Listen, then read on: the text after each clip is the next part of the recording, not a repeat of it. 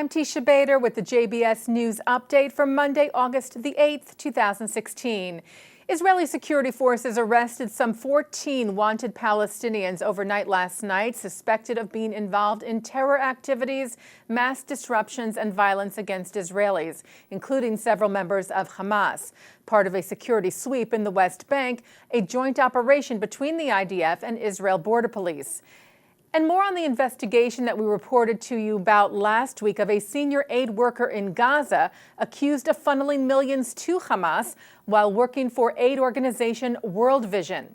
Israel's security agency, the Shin Bet, said that Mohammed El-Khalabi has confessed to siphoning about $7.2 million a year to the terror group over a period of 5 years, about 60% of World Vision's total Gaza budget. Since the allegations came to light, both Germany and Australia have suspended their Gaza operations with the organization. Both Hamas and World Vision deny any knowledge of Khalabi's suspected actions.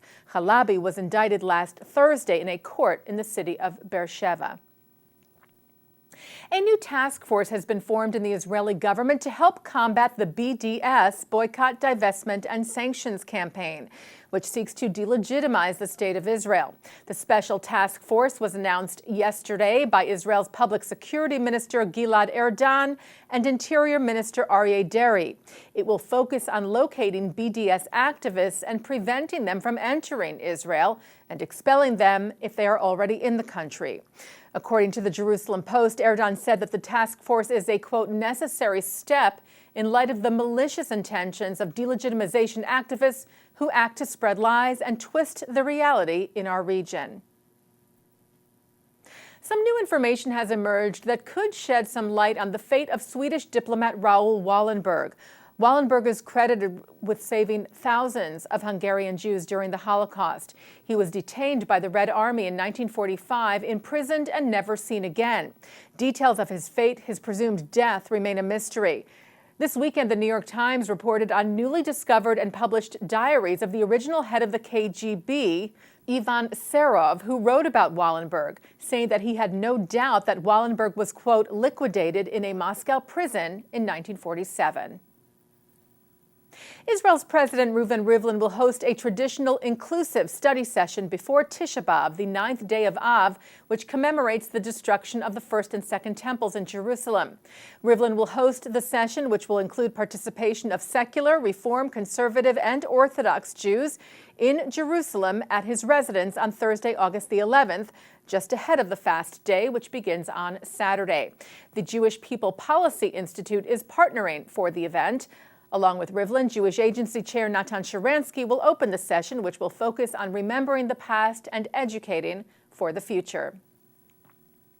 And looking at some news from the Olympic Games in Rio, Jewish gymnast Ali Raisman has earned a spot in the individual all-around gymnastics competition at the Games.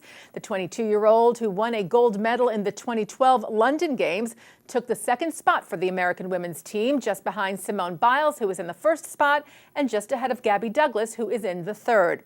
Raisman will also compete in the individual competition floor exercise at the Games.